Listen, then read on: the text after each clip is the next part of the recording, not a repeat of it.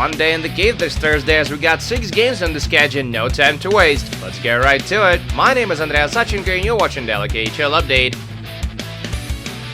We begin our journey in Russia's Far East. This is Khabarovsk, and tonight Amur face off against Optomobilist for the second time in 3 days. The Versters look to rebound from a 3-2 loss on Tuesday night, and they opened up the score 9 minutes into the game. Nikita Trumkin with a stretch pass and Brooks Masek with a finish. The Tigers respond in the following shift. Dennis Vicker acquires a pass Johan Matson from the circle.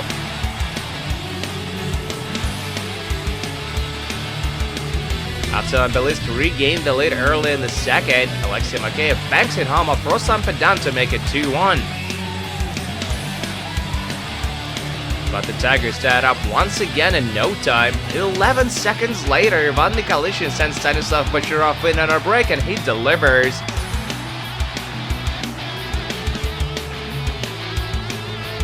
But less than a minute later, Optomobilist scored another one. Stefan Da Costa finds the back of the net while Anatoly Goloshev draws a helper. He's got 134 career KHL assists, and with that, he now holds the franchise record. The Versters widen the gap further a few minutes later as Alexei Makeyev picks up a poor pass, races to the net, and scores his second of the night. They're gonna need him big in the playoffs, and things are looking good for Optomobilist. They bounce back in Khabarovsk with a solid win. 4-2 is your final.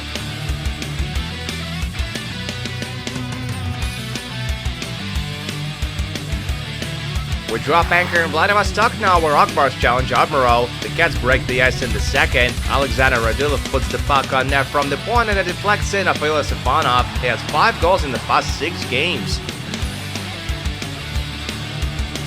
Later in the period, Radulov gets in at our break, drops it for Dmitry Voronkov, but he can't finish the job. Akbars double their lead midway through the third. Dmitry Kagorlitsky cashes in on a 2-man advantage while Radulov picks up another assist. And later regulation, Radulov hits the back of the net himself as Amir Miftahov picks a long-distance call and Vadim Shipachov relays it to the former National Predator. Miftahov stops 31 shots for his 3rd shutout of the year. Radulov racks up 3 points, reaches the 50-point plateau for the 7th time in his career, and Akbars take it 3-0 on the road.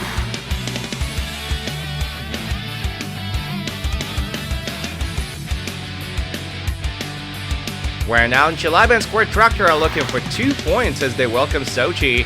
No scoring in the first, but the hosts, who had donned their special meteorite jerseys for this one, establish a firm grip on the game in the second. Nikita Soshnikov puts his team in the lead just 18 seconds in.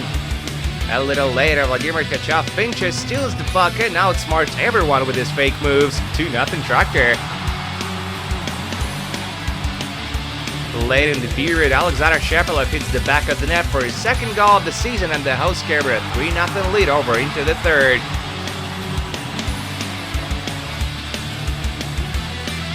They extend it to 4-0 as Petr Kokrikov finishes off Timo Pulkinen's speed to the far post. Great pass by Kirill Kapustin to create the rush. And then Ilya Karpukhin hits the gaping 4x6 from in tight to put a ball on it. But Dimichkov updates his own franchise record as it takes 11 shots on net, but none of them go through. Sergei Milnikov makes 36 stops for his 2nd shutout of the year, and Tractor stumps Sochi 5-0 on home ice. We move on to Balashikha now, where Vida slays him up against Kunlun Red Star, who are already out of playoff contention. Sun Zehao makes his first career KHL start in this one. But the hosts do everything to make him want to forget about it. Vladislav Kara scores his 20th of the season midway through the first to open up the scoring. The Dragons bite shortly before the intermission as Jack Rodwell finds the back of the net, making Vidas pay for a clumsy play in their defensive zone.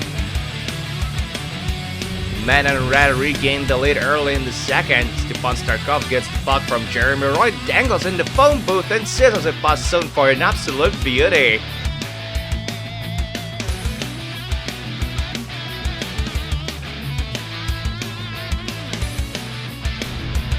They put it away in the third. Tyler Grovak buries the rebound to improve the lead to 3-1 in the early moments of the stanza.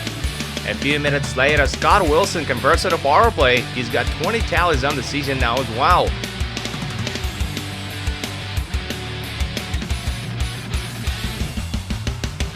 And finally, Alexander Yaremchuk ends his 8-game drought, scoring his first goal since January 18th and puts it on ice. Head coach Slava Butsayev enjoys his 200th career win as Vitas take it 5-1 on home ice.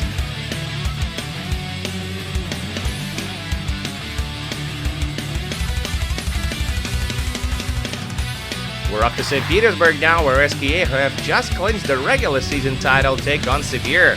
Not a whole lot of scoring in this one. The hosts get on the board with a power play goal muted for the first. Alexander Nikishin converts in a 2-man advantage.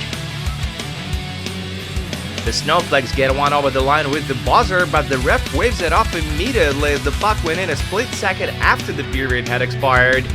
Second frame now, Sibir with a short-handed rush, while Yuri Batuzov takes his shot. Dmitry Nikolaev has a piece of it and it almost ends up in the net. No dice for the visitors. Dmitry Nikolaev makes 27 saves for his third shutout of the year, and SKA get a narrow dub on home ice. 1-0 easy final.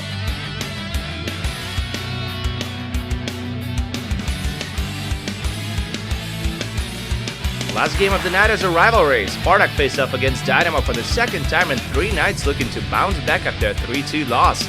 And the red and white open up the scoring meter for the first. Roman Labimov steals the puck, gets on his jets, and scores his second of the year.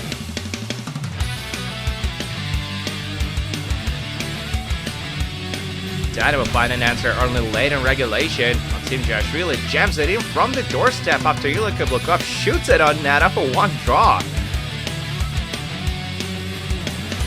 But just 25 seconds later, Ila Telaluyev scores the game winner. He bats it in on the rebound of Andrei Loktionov's shot, and Spartak get their revenge.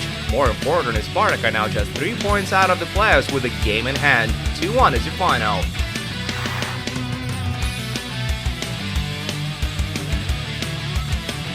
And that's it for the KHL update, but do come back tomorrow for a game between Avangard and FC Kemek. My name is Andrea Sachenko, thank you guys so much for watching, and don't forget to check back with us this Friday.